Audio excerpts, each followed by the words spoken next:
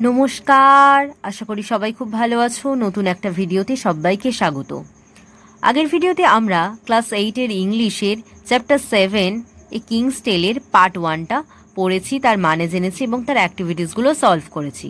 আজকের পার্ট 2টা পড়বো, জানবো। ওকে, চলো শুরু করা যাক। In the home of sir Richter, Arthur, the son of the late king, was spending his boyhood in happiness and safety. কি বলছে? In the home of Sir Ictor, sir ইক্টরের ঘরে Arthur the son of the late king, Arthur যে কিনা মৃত রাজার সন্তান, was spending his boyhood in happiness and safety. তার শৈশবকাল কাটাতে লাগলো মনের আনন্দে এবং নিরাপদ অবস্থায়। As he grew older, he became gentle, strong, handsome and good like his father, Uther Pendragon. সে যত বড় হতে থাকলো, সে তত শান্ত, শক্তিশালী এবং সুন্দর এবং তার বাবা উথার পেন্ট্রাগনের মতো ভালো মানুষ হতে লাগলো। 18 years passed. 18 বছর কেটে গেল। Britain was torn by bitter rivalry. Britain ছিন্ন ভিন্ন হয়ে গেল তিক্ত প্রতিদ্বন্দ্বিতায়। None of the fighting barons had managed to become the king. যুদ্ধরত ব্যারনদের মধ্যে কেউই রাজা হতে সমর্থ ছিল না। The people longed for the old days of peace and prosperity under Uther Pendragon. সাধারণ মানুষ উথার পেন্ড্রাগনের সময়কালের পুরানো দিনের শান্তি ও সমৃদ্ধির কামনা করতে লাগলো। It was Christmas time, a time of festivity. বলছে এটা ছিল ক্রিসমাসের সময়, উৎসব এবং আনন্দের সময়। But all around Britain, people were hungry, cold and frightened. কিন্তু পুরো ব্রিটেন জুড়ে সমস্ত লোক ক্ষুধার্ত, শীতকাতুরে, শীতল ও ভয়গ্রস্ত ছিল। Frightened মানে ভয়গ্রস্ত। One day in the churchyard, people found a large stone on which was fixed a magnificent সোট। কি বলছে? একদিন চার্চইয়ার্ড মানে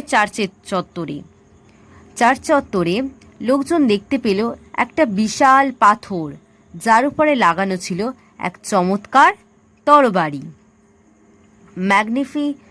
ম্যাগনিফিসেন্ট মানে চমৎকার, আর সোচ মানে কি তরবারি বা তরোয়াল। Upon the stone, in golden letters, was inscribed. বলছে ওই পাথরের উপরে সোনার অক্ষরে বা স্বর্ণ অক্ষরে খোদাই করা ছিল। ইনস্ক্রাইবড মানে কি খোদাই করা। Whoever pulls out the sword is by right of birth the king of England. বলছে যে এই তরবারিটাকে টেনে তুলতে পারবে সেই হবে জন্মসূত্রে ইংল্যান্ডের রাজা। বাই রাইট অফ বার্থ মানে কি জন্মসূত্রে। পুলস আউট মানে কি টেনে বার করবে। Immediately the eager barons who longed to become king. বলছে তৎক্ষণাৎ সেই উৎসুক ব্যারনরা যারা রাজা হতে চাইতো, jostled among themselves to lift the sword. বলছে তৎক্ষণাৎ ওই উৎসুক ব্যারনরা যারা রাজা হতে চাইতো, তারা নিজেদের মধ্যে জড়ো হলো ওই তরবারিটা তোলার জন্য। জসেল্ট মানে কি জড়ো হওয়া, জট পাকালো বা জড়ো হওয়া। নন সাকসিড কি বললো? কেউই সফল হলো না। The sword remained fixed to the stone. বলছে তরবারিটি কিন্তু পাথরের উপরেই আটকে থাকলো। It was Arthur at the age of 18, সেটা ছিল আর্থার যার 18 বছর বয়স, who succeed in lifting the sword for the first time, যে প্রথমবারের জন্য সেই তরবারিটাকে বা তরোয়ালটাকে তুলতে সক্ষম হয়েছিল। The barons were angry and disappointed, ব্যারনরা খুবই ক্রুদ্ধ হয়েছিল বা রেগে গিয়েছিল এবং হতাশা হয়েছিল। ডিসঅ্যাপয়েন্টেড মানে কি, হতাশ হয়েছিল। দে ডিমান্ডেড এ টেস্ট, তারা একটা টেস্ট বা পরীক্ষার দাবি করলো, কারণ সে রাজা হবে যে সেটা তুলতে পেরেছে, জন্মসূত্রে রাজা হবে। আপন এ ব্রাইট মে মর্নিং, বলছে মে মাসের এক উজ্জ্বল সকালে, a great trial took place in the presence of many people, বলছে অনেক লোকের উপস্থিতিতে এক মহান পরীক্ষা নেওয়া হলো। আরেকবার বলছি, আপন a bright May morning a great trial took place in the presence of many people, বলছে মে মাসের এক উজ্জ্বল সকালে অনেক লোকের উপস্থিতিতে সেই মহান পরীক্ষাটা নেওয়া হলো। There were the peasants, the craftsmen, the merchants, as well as the barons, বলছে সেখানে চাষি, শিল্পী, সওদাগর এবং ব্যারনরাও তার সঙ্গে উপস্থিত ছিলেন। In front of everyone, Arthur, slender and young, lifted the sword easily. কি বলছে, প্রত্যেকের সামনে আর্থার, পাতলা এবং যুবক, তরবারিটিকে সহজেই তুলে ফেললেন। আরেকবার বলছি, ইন ফ্রন্ট অফ এভরিওয়ান, প্রত্যেকের সামনে, আর্থার, স্লেন্ডার অ্যান্ড ইয়াং, বলছে আর্থার যে কিনা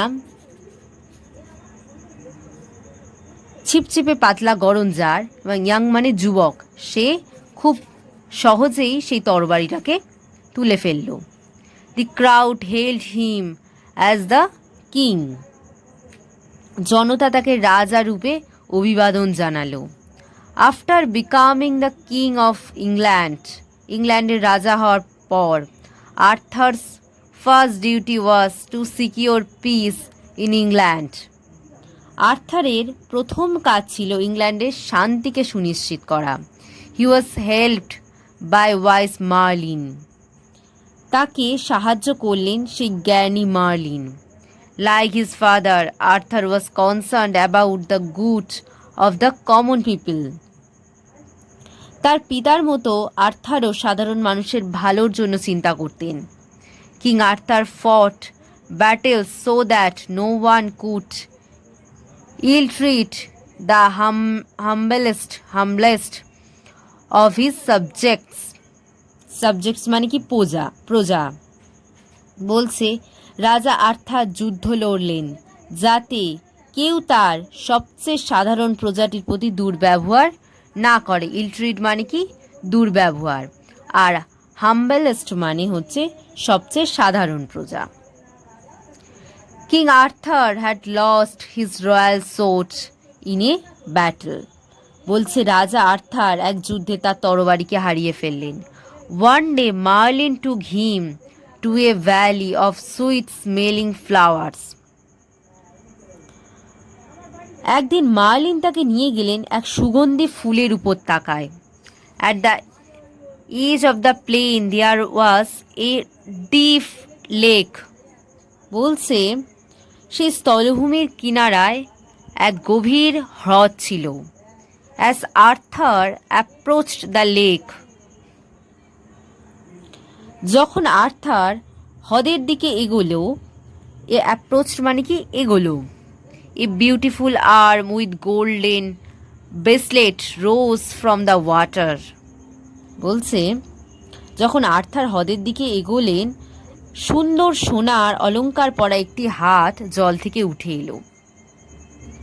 as Arthur approach the lake, a beautiful arm with golden bracelets rose from the water, the hand held a sword set with rubies and emeralds, বলছে সেই হাতে ধরা ছিল এক হিরে ও জহরত অলঙ্কিত তরবারি। ওকে, থ্যাংক ইউ।